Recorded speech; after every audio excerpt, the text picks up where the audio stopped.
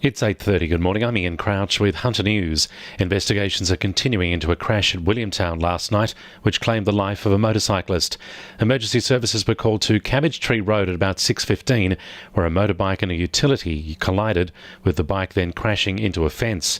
A 62-year-old man from Madawi who was riding the motorbike died at the scene. A 24-year-old man who was behind the wheel of the ute has undergone mandatory testing. Anyone with dash cam footage of the crash is urged to contact Raymond Terrace Police. Police are checking CCTV footage in a bid to identify two men who tried to hold up the Toronto Country Club early this morning. The pair, who were wearing balaclavas, entered the Wangi Road Club at about 1 a.m. and approached a staff member armed with a knife and small axe.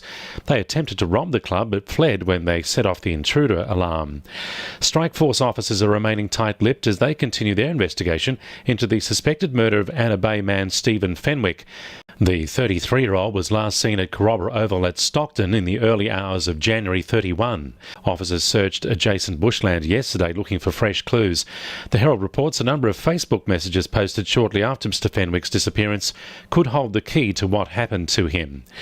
The Kurri Kurri end of the Richmond Vale Rail Trail will receive a $200,000 funding boost if Labor wins the federal election. The opposition has promised the money for the installation of solar lighting, new toilets and a mining memorial, as well as signage and a paved track. Paterson MP Meryl Swanson says the proposed walking and cycling path is recognised as an important infrastructure project for the region. This is going to create investment in our region, particularly up in the Kurri Kurri area. It will lead to jobs, it will lead to tourism. It is just a very important piece of regional infrastructure, and this $200,000 will get it started at the Kurri end. Lake Macquarie MP Greg Piper has told Parliament the decision to close the Myuna Bay Sport and Recreation Centre was a gross overreaction by the former boss of the Department of Sport. The independent MP claims Origin Energy used the findings of a safety assessment of the ash dam across the road from the centre to pressure former Department of Sport CEO Matt Miller to close the popular facility without proper consultation. Greg Piper also tabled a petition of 18,000 signatures calling for the centre to be reopened. A recall has been issued for Port Stephens eggs over a potential salmonella contamination. It applies to two of their free-range products, with best before dates up to and including June 8. The New South Wales Food Authority says the eggs have been sold at local butchers, independent supermarkets and retailers around Port Stephens. 2NURFM Sport.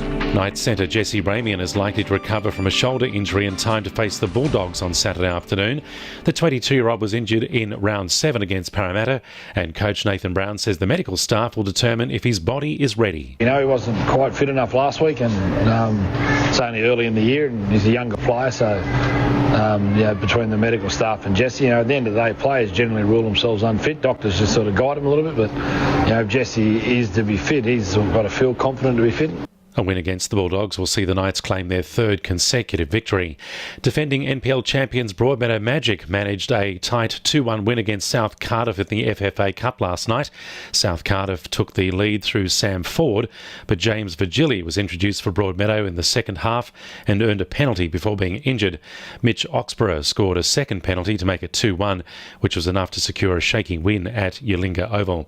And former Jets striker Labano Haliti will leave the Jets coaching staff to join the Western Sydney Wanderers as an assistant coach alongside Marcus Babel. And the winning numbers in Oz Lotto are 42, 23, 15, 3, 5, 41 and 4, and the supplementaries are 43 and 29. 2NURFM News Time, 26 to 9.